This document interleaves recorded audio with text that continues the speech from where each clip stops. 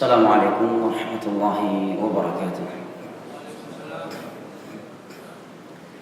Alhamdulillah, wassalatu wassalamu ala rasulillah wa ala alihi wa sahbihi wa sallama tasliman katsira, amma ba'd.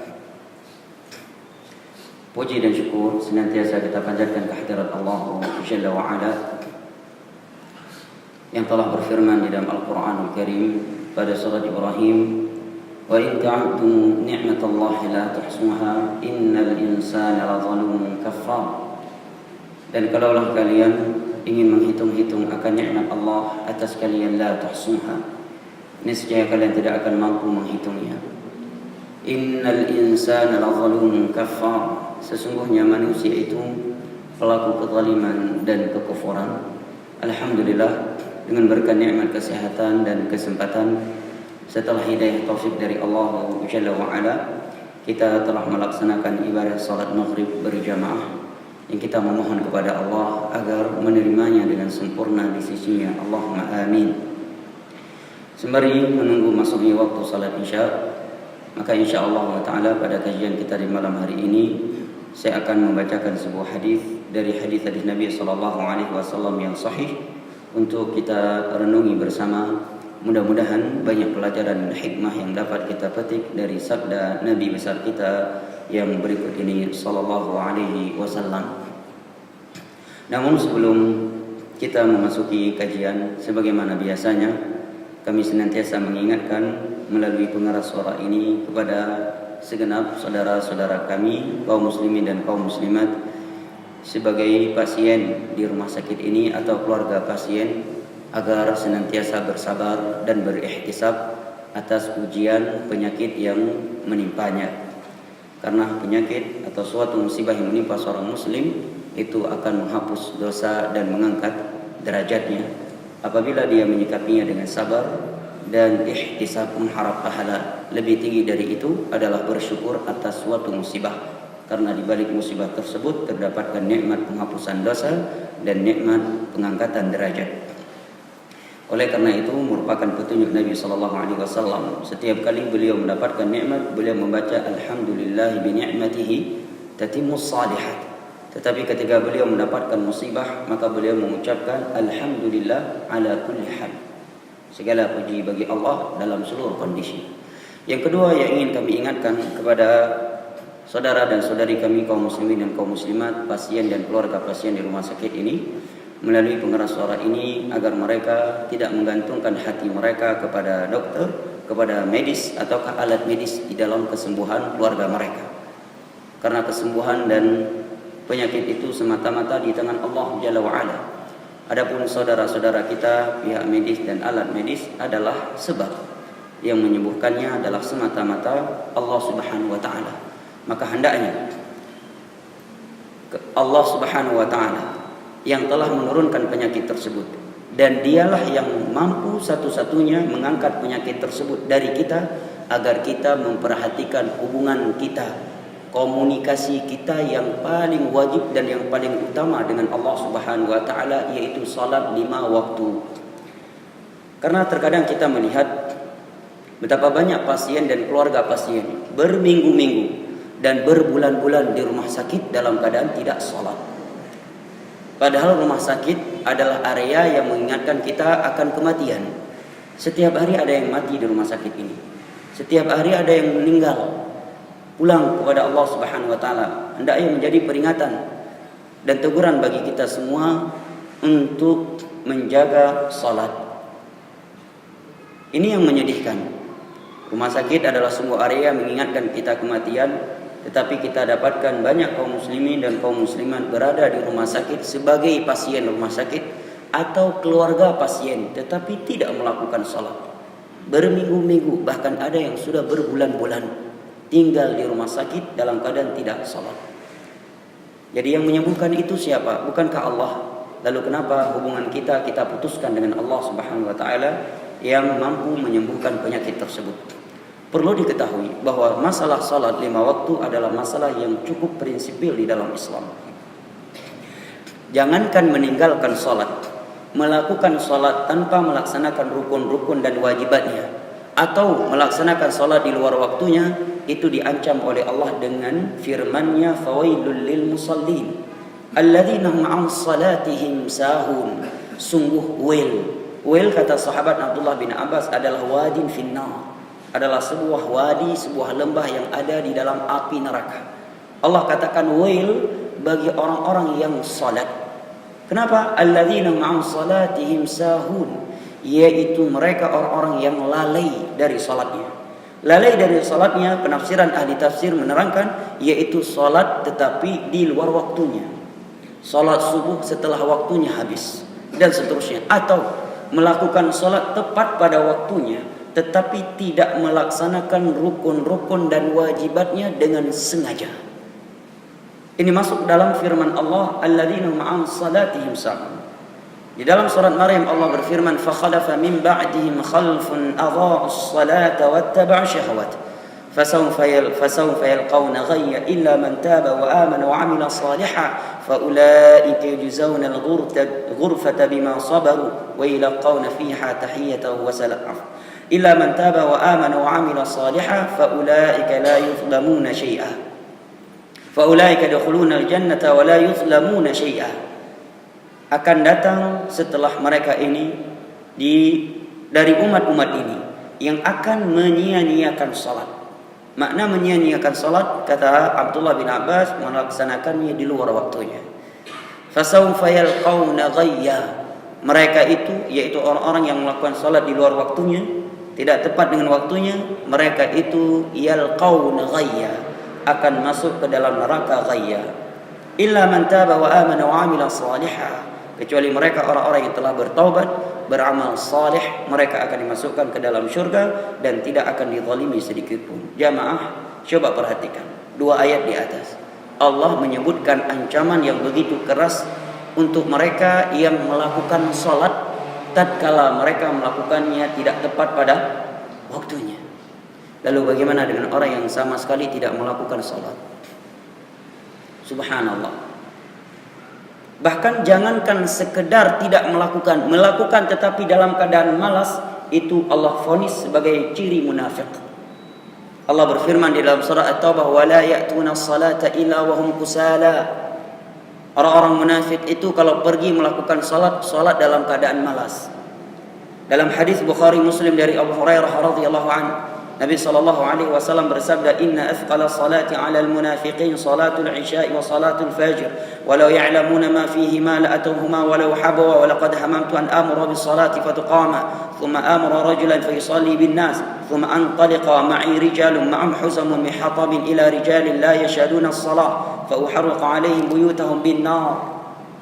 Sesungguhnya salat yang paling berat bagi orang-orang munafik adalah salat isya dan subuh. Coba perhatikan. Sekedar mereka malas dan merasa berat dengan salat isya dan subuh sudah divonis oleh Nabi sebagai munafik.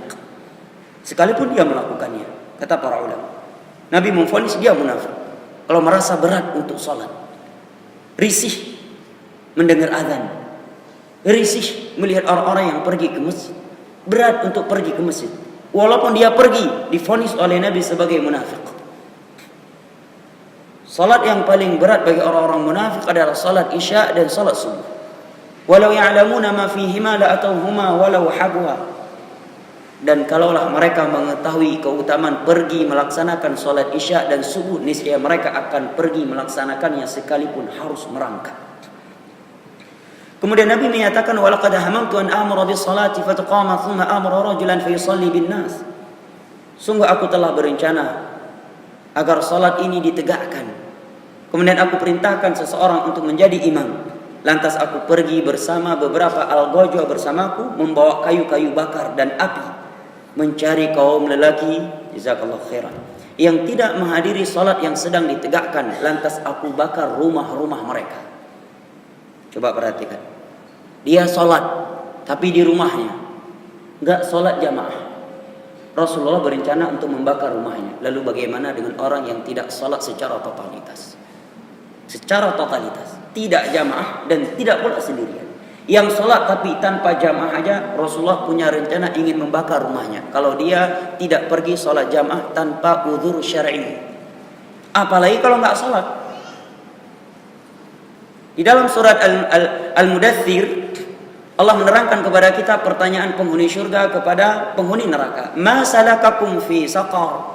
Qalu lam nakum minal musallin. Penduduk syurga bertanya kepada penghuni api neraka, kenapa kalian tersungkur ke dalam neraka saqar? Mereka menjawab, lam nakum minal musallin, dahulu kami tidak melakukan salat. Di dalam hadis yang diriwayatkan oleh Imam Abu Dawud dari Abu Hurairah radhiyallahu anhu, Nabi bersabda, inna awwala ma yuhasabu alaihi al-'abdu yaumal qiyamah as-salah. Sesungguhnya ibadah yang pertama kali dihisab pada hari kiamat atas seorang hamba adalah perkara salat. Perhatikan salat antum dari mulai wudu, dari mulai takbiratul ihram sampai salam, ini madein siapa? Dari mana Anda dapatkan? Anda mengangkat kedua tangan, apa dalilnya? Apa landasannya? Kenapa seperti ini? Ini setiap kita harus mempertanggungjawabkan di hari kiamat. Apakah sekedar melihat kedua orang tua, orang banyak, ataukah memang kita mempelajari hadis-hadis Nabi yang menceritakan sifat wudu beliau dan sifat salat beliau? Dan yang jelas pertanyaan di hari kiamat, Allah katakan dalam surat Al-Maidah, madza ajabtumul mursalin. Sudah Allah bocorkan pertanyaannya agar kita mempertanggungjawabkan jawabannya, mempersiapkan jawabannya. Ma ajabtumul mursalin, seperti apa kalian mengikuti Rasul kalian dalam ibadah kalian. Kemudian di dalam masalah salat ini, para ulama seperti Al-Imam Ibnu Abdul Bar dalam kitabnya At-Tamhid Syarah Muwatta Imam Malik, beliau menukilkan kesepakatan para sahabat Nabi bahwa orang yang meninggalkan salat secara totalitas 5 waktu. Beda halnya kalau bolong-bolong ya. Salat tapi bolong-bolong. Ini secara totalitas dia enggak salat. Beliau menukilkan kesepakatan para sahabat Nabi bahwa orang tersebut murtad, keluar dari Islam. Dan kalau dia menantu kita, harus kita pisahkan dari anak kita. Sembelihannya tidak halal dimakan. Siapa yang menyatakan? Imam Ibnu Abdul Bar hidup pada abad keempat dalam kitab At-Tamhid Syarah Muwatta Imam Malik menukilkan kesepakatan para sahabat Nabi. Beliau menukilkan ucapan seorang ulama tabi'in yang bernama Abdullah bin Syaqiq menyatakan, kanu la yarawna tarka syai'in minal a'mali kufrun illa shalah. Para sahabat Nabi tidak pernah menilai bahwa seseorang itu bisa kafir, bisa kufur karena meninggalkan sebuah amalan kecuali salat. Menunjukkan yang maksud kufur sini kufur besar. Kalau kufur kecil meninggalkan seluruh amalan juga adalah kufur. Jelas ya? Beliau menyatakan para sahabat demikian. Apa dalil? Kalau kita membuka Al-Quran sangat banyak. Di antaranya firman Allah dalam surat At-Taubah, fa in tabu wa aqamu shalah wa atu zakah fa ikhwanukum fid din. Kalau mereka mau bertobat sehingga menegakkan salat dan menunaikan zakat, maka mereka saudara kalian dalam agama ini. Kalau bukan, berarti bukan. Cuma dikecualikan dalam bab ini zakat, karena telah datang hadis Abu Hurairah bahwa orang yang tidak mengeluarkan zakat tidak kafir, setelah dia diazab dinampakkan kepada dia tempatnya di surga ataukah neraka. Adapun salat tidak dikeluarkan dari keumuman tersebut karena tidak ada dalil yang mengecualikannya. Bahkan hadis Buraidah dalam Sunan Abi Daud, Nabi bersabda, al-ahdul ladzi bainana wa bainahum as-salah faman tarakaha faqad kafar. Perbedaan antara muslim dengan muslim adalah salat. Yang meninggalkan salat secara totalitas dia kafir.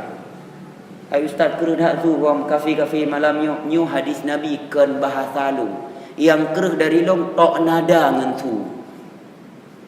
Ucapan-ucapan Nabi sallallahu alaihi wasallam. Kalau dikatakan kufur yang dimaksud di situ kufur kecil. Kalau dikatakan kufur kecil, maka semua amalan juga demikian, tidak ada keistimewaan untuk salat. Meninggalkan zakat juga kufur kecil. Meninggalkan salat sunnah dalam keadaan sehat dan mampu dilakukan juga kufur kecil, kufur nikmat. Maka kata Syekh Utsaimin, maksud di sini adalah kufur besar, al-mukhrij minal millah, yang dapat mengeluarkan seorang dari Islam. Hadis yang kedua dari Jabir dalam riwayat Imam Muslim rahimahullahu taala. Nabi bersabda, bainal 'abdi wasyirki awil kuf tarkus shalah. Antara muslim Islam dengan asyirk, Nabi menggunakan alif lam al-ahdiyah yang menunjukkan syirik besar. Dan kekufuran adalah meninggalkan salat. Syekh Utsaimin juga menegaskan bahwa di masa sahabat enggak ada kesilangan pendapat bahwa orang yang meninggalkan salat secara totalitas kafir, murtad, keluar dari Islam. Setelah masa itu baru terjadi silang pendapat. Imam Syafi'i berpendapat orang yang meninggalkan salat dan bolong-bolong salatnya ditangkap, dipenjara, disiksa sampai bertobat dan mau melakukan salat. dan dia harus disiksa di halayak ramai, dibawa keliling pasar-pasar kaum muslimin dan sambil dicambuk agar dia bertobat dan mau menegakkan sholat. Ini siapa? Imam Syafi'i. Ini dah pegahara tu mazhab Syafi'i tu mayang tan. Ini orang kamu balik. Sholat yang menjadi prinsipil sudah ditinggalkan. Ini kedudukan sholat di dalam Islam. Makanya Nabi Ibrahim, seorang nabi yang Allah telah memberitakan kepada beliau bahwa anak keturunan beliau dari kalangan para nabi dan para rasul, masih berdoa kepada Allah yang Allah sebutkan dalam surat Ibrahim, Rabbi ja'alni muqimas salat wa min dzurriyyati. Ya Allah, jadikanlah aku, pada beliau nabi, rasul, khalilur rahman. Ya Allah, jadikanlah aku dan anak keturunanku dari hamba-hambamu yang menegakkan salat. Nabi Ibrahim takut jangan sampai ada anak keturunan beliau yang tidak melakukan salat. Karena masalah solat sangat prinsipil.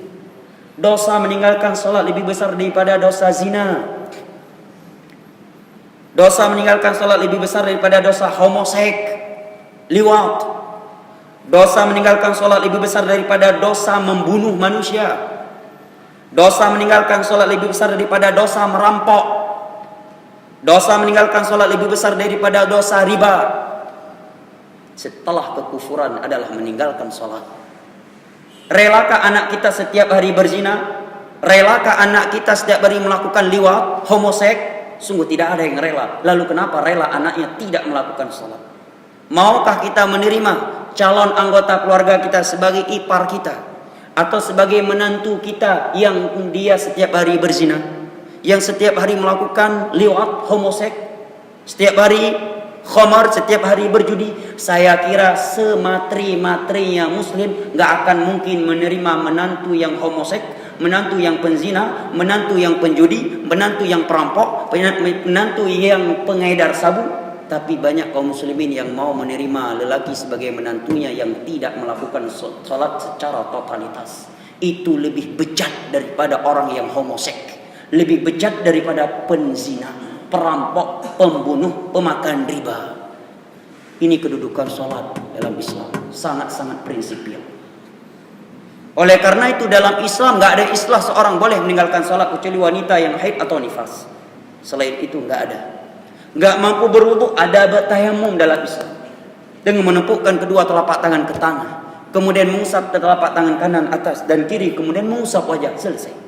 Tidak mampu berdiri, duduk. Gak mampu duduk, berbaring di atas lambung kanan menghadap kiblat. Gak mampu, maka tidur famustalqiyan, terlentang ke arah langit. Tidak mampu membaca, maka kata para ulama, apa yang dia mampu? Walaupun cuma Al-Fatihah. Gak mampu Al-Fatihah karena dia baru masuk Islam. Berzikir, zikir apa yang mampu dia ucapkan. Dalam medan tempur diperintahkan oleh Allah untuk salat. Fa in khiftum farijalan aw rukbana. Kalau kalian sedang bertempur, waktu salat sudah masuk dan tidak boleh kalian tunda karena kalian bukan musafir, atau musafir tapi kalau tunda akan keluar waktunya, salat tetap kalian lakukan rijalan walaupun kalian dalam keadaan lari. Aw rukbana, atau kalian sedang membawa tunggangan, tetap salat, enggak boleh di luar waktu. Lihat, masalah salat sangat-sangat prinsipil. Dan ini yang menyedihkan. Kaum muslimin sudah tidak lagi memperhatikan salat ini. Sekarang malah sebaliknya, orang yang menjaga salat 5 waktu, berjamaah, menghidupkan profil Nabi, sesat, wahabi karena hana mulut dengan petiju. Tapi yang hana sumayang, hana to ke masjid, yang penting na mulut, yang penting na petiju, nyancap, bere agama ini. Hana yang penting yang penting nenek moyang. Kamu balik. Salat wajib ditinggalkan, pesiju dan maulid bukan wajib, bukan sunnah, menjadi standar nilai si fulan benar atau tidak. Kamu balik donya. Tepatnya bukan dunia yang sudah terbalik, tapi isi kepala yang sudah terbalik. Karena dunia dari dulu langit masih di atas dan bumi masih di bawah. Ini masalah salat yang sering kali ingin saya ingatkan, khususnya di kajian-kajian di beberapa rumah sakit. Karena saya melihat area rumah sakit salah satu area yang sangat mengingatkan kita akan kematian, akan malaikat maut. Tetapi rumah sakit salah satu area yang banyak orang meninggalkan sholat.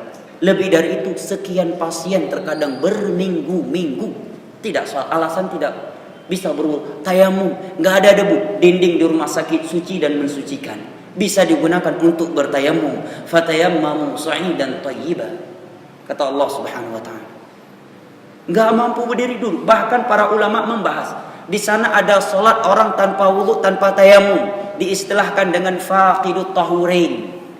Tidak mampu berwudu dan tidak mampu bertayamum. Contohnya dia stroke. Enggak ada orang yang mentayamumkan dia, atau dia diikat di sebuah tiang.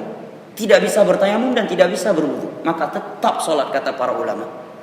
Bahkan dalam kitab-kitab fikih disebutkan sekalipun 24 jam kotoran keluar dari perutnya atau dari dua jalan tersebut, salat tetap dia kerjakan sesuai dengan kemampuannya. Fattaqullaha mastata'tum, bertakwalah kalian kepada Allah semampu kalian. Ini masalah salat ya jamaah. Makanya sampai-sampai Nabi Ibrahim tadi berdoa pada beliau Nabi, dan sudah Allah beritakan kepada beliau anak keturunan beliau seluruhnya para nabi dan para rasul. Tidak ada nabi dan rasul yang datang setelah beliau melainkan anak keturunan beliau. Tetapi masih berdoa, Rabbi ja'alni muqimas salati wa min dzurriyyati. Ya Allah, jadikanlah aku dan anak keturunanku dari hamba-hambamu yang menegakkan salat. Na'udzubillah, lebih baik enggak punya istri, lebih baik enggak punya suami, dan lebih baik enggak punya menantu daripada punya menantu, istri atau suami yang tidak salat secara totalitas. Masalah salat dalam Islam masalah yang sangat-sangat prinsipil, rukun kedua dalam Islam. Ini yang ingin saya ingatkan melalui pengeras suara ini, mudah-mudahan bermanfaat, dan insyaallah taala pada kajian hari ini saya akan membacakan sebuah hadis untuk kita renungi bersama. Mudah-mudahan banyak pelajaran dan hikmah yang dapat kita petik dari hadis tersebut. Hadis tersebut adalah hadis yang diriwayatkan oleh Imam Al-Bukhari dan Muslim dari sahabat Abdullah bin Umar bin Khattab radhiyallahu anhuma, dicantumkan oleh Imam Nawawi rahimahullah taala dalam kitabnya Riyadhus Shalihin pada bab Al-Ikhlas.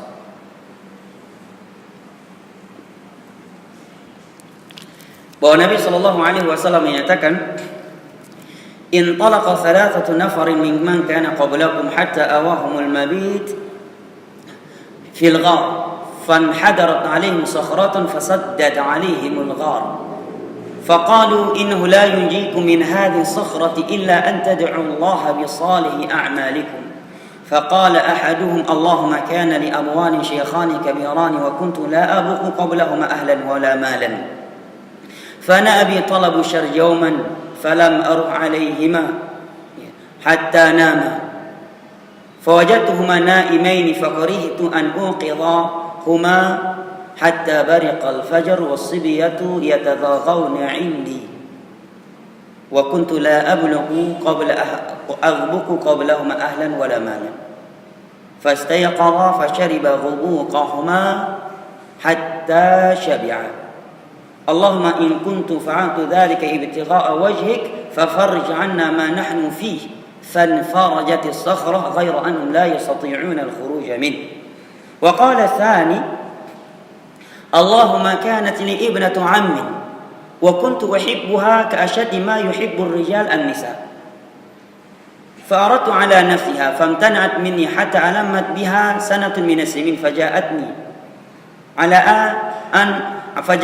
فأعطيته 100 دينار أو 120 دينارا على أن تخلي بيني وبين نفسها ففعلت فلما جلست بين شعبها أو حتى إذا قدرت عليها قالت اتق الله ولا تفض الخاتم إلا بحقه فانصرفت عنها فتركتها وتركت الذهب الذي أعطيتها اللهم إن كنت فعلت ذلك ابتغاء وجهك فافرج عنا ما نحن فيه من هذه الصخرة فانفرجت الصخرة شيئا غير أنهم لم يستطيعوا الخروج منها. وقال الثالث اللهم كانوا أجراء وكنت أعطيتهم أجرهم غير رجل واحد ترك ماله وذهب فثمرت له أجره فجاءني بعد حين فقال يا عبد الله أدي إلي أجري فقلت كل ما ترى من البقر والغنم والرقيق من أجر فقال يا عبد الله لا تستهزئ بي فقلت لا أستهزئ بك فأخذه كله فاستاقه فلم يترك منه شيئا اللهم إن كنت فعلت ذلك ابتغاء وجهك فافرج عنا ما نحن فيه من هذه الصخرة فانفرجت الصخرة فخرجوا يمشون. Nabi SAW menceritakan kepada kita sebuah kisah yang terjadi di kalangan Bani Israel. bahwa ada 3 orang yang berpergian. Lantas mereka beristirahat di sebuah goa. Mereka pun masuk dan tidur di goa tersebut. Fanhadarat alaihim sakhrah. Tiba-tiba terjatuh atau tiba-tiba jatuhlah sebuah batu. Fasaddat alaihimul ghar. Maka batu yang jatuh tersebut menutupi daripada pintu goa mereka tersebut. Akhirnya mereka tidak bisa keluar, terkurung di dalam goa tersebut. Maka mereka pun saling berkata sesama mereka, innahu la yunjikum min hadhihi sakhra illa an tad'u Allah bi salihi a'malikum. Sesungguhnya kalian tidak akan keluar dari goa ini, tidak akan ada kelapangan dari kesempitan ini kecuali kalian berdoa dengan berdoa kepada Allah, bertawassul menyebutkan amal-amal saleh yang pernah kalian kerjakan karena Allah Subhanahu wa taala semata. Maka yang pertama dari ketiga ini pun menyatakan, Allahumma kanil abwani syekhani kabiran wa kuntu la abuqu qablahuma ahlan wala malan. Ya Allah, dahulu aku memiliki 2 orang tua. Aku sangat berbakti kepada mereka berdua. Setiap kali aku membawa susu, setelah aku peras dari hewan ternakku, aku tidak pernah mendahulukan keluargaku sebelum aku memberikannya kepada mereka berdua. Suatu ketika aku mengembala di tempat yang jauh dan aku pulang telat. Aku pulang mendapatkan mereka berdua telah tertidur pulas. Aku pun enggan membangunkan mereka dari tidur mereka tersebut, dan aku pun enggan memberikan susu perasan ini kepada anak istriku. Sedangkan anak-anakku menangis meminta susu itu dariku. Aku tidak memberinya sampai aku menunggu mereka bangun dari tidurnya. Setelah mereka bangun dari tidurnya, mereka pun meminum susu yang telah aku peras tersebut. Maka ya Allah, jika aku dahulu berbakti kepada kedua orang tuaku tersebut dengan perbuatan yang seperti ini, ikhlas mata-mata mengharap wajahmu, maka turunkanlah kelapangan kepada kami yang berada dalam kesempitan ini. Maka pintu goa pun terbuka. Yang tadi pertama juga terbuka, yang kedua mulai terbuka, lebih lebar lagi. Tetapi kata Nabi, mereka belum bisa keluar darinya. Sudah mulai terbuka, tetapi masih kecil, belum terlalu lebar, sehingga mereka belum mampu keluar darinya. Kemudian yang pertama, yang kedua menyatakan, Allah maka natini ibnatu ammin. Ya Allah, dahulu aku memiliki seorang putri pamanku, alias sepupu. Sepupu dalam Islam bukan mahram. Sekalipun saudara kita dengan tali persaudaraan antara kita dengan dia adalah bapak dengan bapak. Dalam bahasa Tayo Aceh bukan wali, tapi itu wali yang enggak bisa jadi wali nikah karena sepupu bukan mahram. Ya. Walaupun saudara seperti Ali bin Abi Thalib, saudara Ali bin Abu Thalib bin Abdul Muttalib, Fatimah bin Muhammad bin Abdullah bin Abdul Muttalib bertemu di mana? Ya Abdul Muttalib. Satu darah Nabi menikahkan Fatimah dengan Ali. Nah sekarang di tengah-tengah masyarakat kita banyak posisi seperti Ali menjadi wali nikah untuk wanita yang posisinya seperti Fatimah. Ini kekeliruan dalam pernikahan. Kecuali dia menjadi wakil dari wali yang ada, atau wali yang dekat nggak ada, ke KUA, kemudian KUA mewakilkan salah satu dari keluarga mereka yang dekat, baru boleh. Itu solusinya. Baik, karena nikah tanpa wali nggak sah.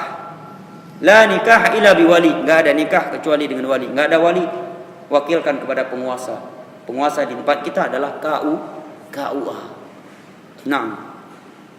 Nah, orang ini bertanya, ya Allah, dahulu aku punya seorang wanita putri pamanku. Aku terpesona dengannya.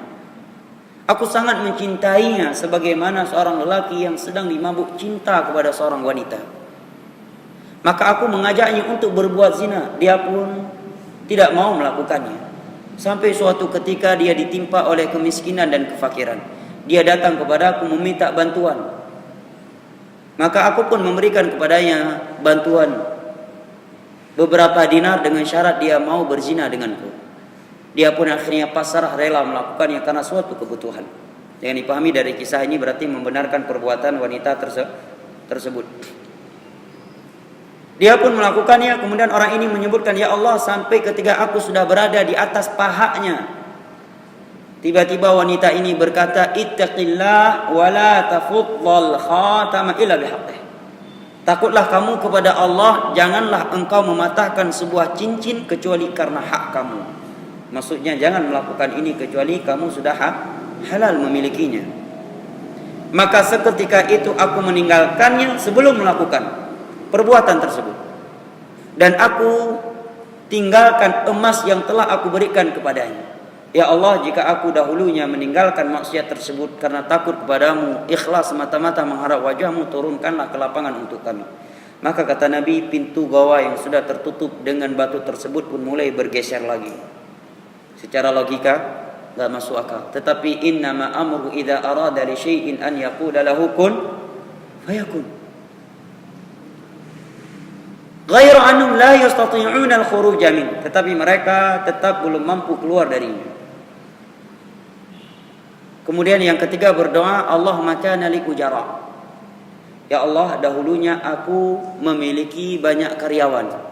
Semuanya telah aku gaji dengan sempurna kecuali satu orang.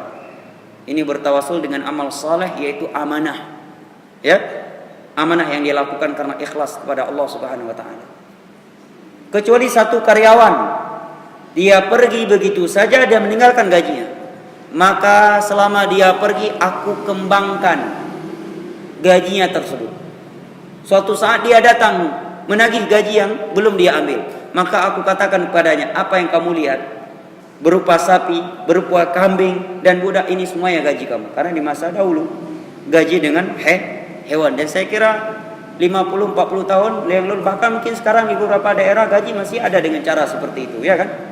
Yang kai tiba baunya limang bau kujo mana tak bau kah. Nah, medang ya ceh. Di kampung-kampung masih kan seperti itu.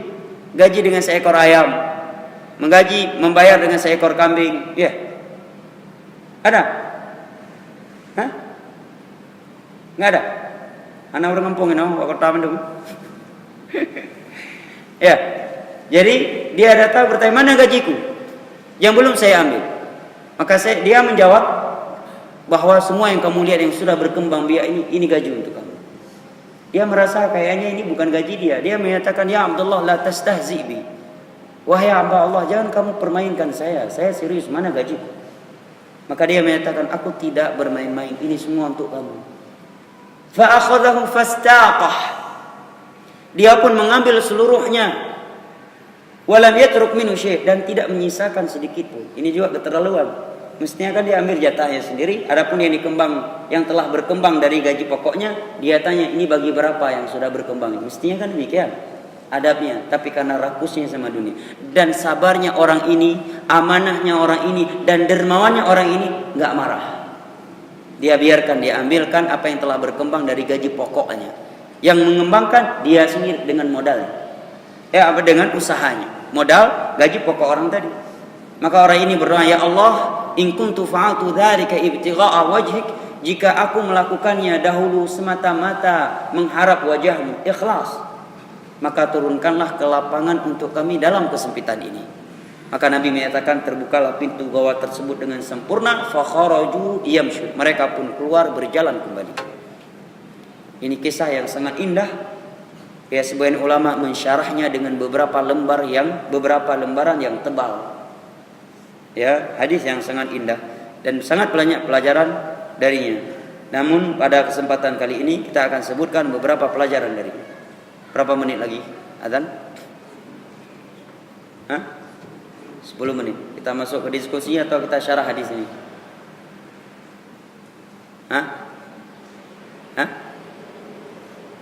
Gimana? Syarah aja ya. Dan antara faedah saya sebutkan, saya nukilkan dari syarah Riyadhus Shalihin Syekh Utsaimin, Syekh Salim Al-Hilali, ya, kemudian Dalilul Falihin dan kitab-kitab yang lainnya seperti syarah Sahih Bukhari Imam Ibnu Hajar Fathul Bari dan syarah Sahih Muslim Al-Imam Nawawi rahimahullahu taala dan Abi Al-Aini. Mereka menyebutkan beberapa pelajaran penting dari hadis ini. Yang pertama, dan itu syahid dari kisah ini dalam bab ikhlas yang disampaikan oleh Imam Nawawi dalam Riyadhus Shalihin, pentingnya keikhlasan dalam beribadah. Bahwa keikhlasan dalam beribadah itu adalah sumber kemudahan, sumber kelapangan dari Allah Subhanahu wa taala tatkala terjadi suatu kesempitan. Apa sebab Allah menurunkan kelapangan untuk mereka yang sedang berada dalam kesempitan ini?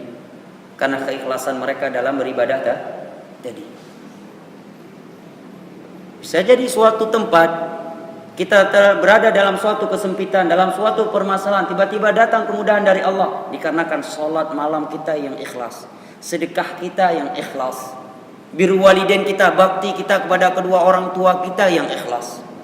Maka ikhlas adalah sumber penjagaan Allah, sumber pertolongan dari Allah, sumber kemudahan dari Allah. Makanya Allah Subhanahu wa taala setelah menyebutkan kisah Nabi Yusuf, Allah menyatakan wa kadzalika linasrifa anhu su. Sesungguhnya kami telah memalingkan Yusuf dari perbuatan zina yang dirayu oleh siapa? Ratu? Nggak ada hadis yang sahih menyatakan Zulaikha, kata ahli tafsir. Cuma itu masyhur dalam Israiliyah. Ya, yang jelas dia istri Raja Mesir. Ya.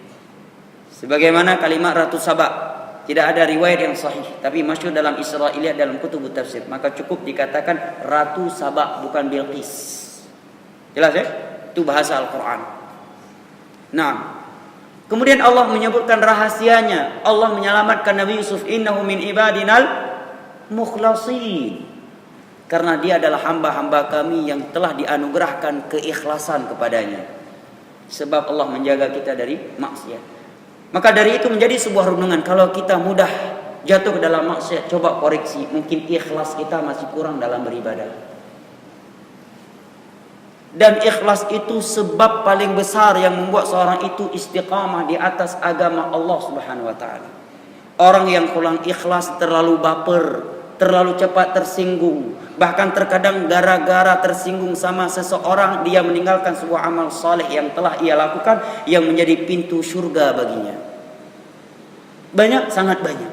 Bahkan betapa banyak orang meninggalkan sunnah, ujung-ujungnya kalau kita cari-cari sebabnya adalah ikhlas yang kurang. Tersinggung sama fulan dan allan, ujung-ujungnya masalah hati. Kalau ikhlas yang kita cari adalah ridha Allah, kenapa kita memboikot ayat-ayat Al-Quran, hadis-hadis Nabi di majelis ilmu, hanya dikarenakan person manusia yang ada di majelis ilmu itu.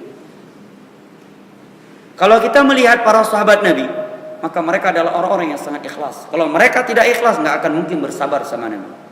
Mekah 13 tahun dakwah. Yang masuk Islam kalau dia lemah, bukan orang kaya, bukan dari kabilah besar, kalau nggak mati disiksa keras oleh kaum musyrikin. Dan tidak ada dunia yang diharapkan dari Nabi. Peng itu bit ikut dakwah Nabi, kan peng itu damang. Peng itu bit kan peng damang. Miut ayo mungkin dajak but tapi ki panjang. Miu kain tak peng itu bit kasih mehno sang. Draw saja peng itu bit lagi hana jamaah lain. Ya. Ada fikirnya dakwah untuk peng damang, untuk peng itu bi. Dakwah Nabi dan para sahabatnya dari awal sampai akhir peng itu bi mendung, kan peng damang. 13 tahun bersama Nabi mereka. Bilal sampai-sampai disiksa, ditelanjangkan, dibawa keliling pasar Mekah sambil ditendang, ditampar, diludahi, pada akhirnya disirami dengan timah yang mendidih. Beliau masih bertahan di atas Islam. Suhaib bin Sinan juga hal yang sama. Ammar bin Yasir dan ibunya Sumayyah disiksa oleh orang-orang musyrik, diikat di pohon kurma di pinggir jalan yang dilalui oleh kaum musyrikin, sampai Nabi ketika melewati mereka sedang disiksa, beliau hanya bisa berkata, sabran ala Yasir fa inna mau'idakumul jannah. Bersabarlah wahai keluarga Yasir, surga Allah adalah janji untuk kalian. Maka Yasir meninggal disiksa. Sumayyah meninggal, dan meninggalnya sangat-sangat menyedihkan. Ditombak oleh Abu Jahal dengan pelepah kurma di bagian kemaluannya. Dan juga hijrahnya mereka ke Habasyah, mengarungi Laut Merah, sebagai perasaan membawa anak-anak bayi. Kalau nggak ikhlas nggak mungkin mereka lakukan. Dan setelah itu mereka berada di Madinah, ditampung dan ditolong oleh orang-orang Ansor. Beberapa tahun awal Islam di Madinah, kaum muhajirin setiap waktu makan berpencar ke rumah-rumah kaum Ansor. Berpencar. Yang ini bawa sekian orang tuh ngasih makan, yang ini beberapa orang, berpencar. Tetapi lihat, ketika Nabi menetapkan bahwa kepemerintahan hak Quraisy, Muhajirin, orang Ansar sebagai wakilnya, menteri-menterinya. Khalifah harus Muhajirin, enggak boleh Ansar. Maka orang-orang Ansar mendapatkan sesuatu dalam hatinya. Sebutkan kisah yang sangat indah oleh Ibnu Qayyim dalam Zadul Ma'ad. Mereka berkata, "Ya Rasulullah, engkau dahulunya dan para sahabatmu miskin, datang ke Madinah menjadi kaya dengan kami. Anda semua datang dalam keadaan terusir dari Mekah, kemudian kami tampung, kami sediakan tempat dan kami jadikan saudara. Begitu Islam sudah kuat, bagian kepemimpinan dan bagian pemerintahan diberikan kepada kaum Muhajirin, sedangkan kami sebagai pembela dan penampung Anda semua tidak diberikan." Maka Rasulullah SAW, ini yang kalian permasalahkan. Apakah kalian tidak ridho orang-orang Muhajirin pergi membawa dunia dan orang-orang Ansar pergi membawa Rasulullah? Maksudnya Rasulullah akan tinggal di Madinah sampai meninggal, nggak akan balik lagi ke Mekah. Maka orang-orang Ansar pun gembira dan bersenang hati. Coba lihat, kalau nggak ikhlas kayak itu bahasa-bahasa yang hana bereh. Ke yang dubi pengawai, ke yang bantu. Orang lain mereka bunyi kan ke dubi, nah mungkin long itu dubi. Ya kan? Me bunyi mana mungkin long, ke dubi menurut cai. Ya, mungkin kayak itu bahasa-bahasa lain akan mengungkit kebaikan-kebaikan, padahal saya sudah serius sekali berusaha agar demikian, tapi pendapat saya nggak diterima. Subhanallah. Gara-gara pendapat nggak diterima, hilang dari majelis ilmu agama. Umar bin Khattab 3 kali pendapatnya ditolak di depan mukanya oleh Rasulullah. Ketika Nabi bertanya tawanan Badar, bertanya kepada Abu Bakar dan Umar, Abu Bakar berpendapat, "Ya Rasulullah, jangan dibunuh.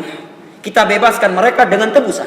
Sehingga tebusan ini kita bagi-bagikan buat kaum muslimin yang berada dalam kemiskinan sehingga bermanfaat buat mereka."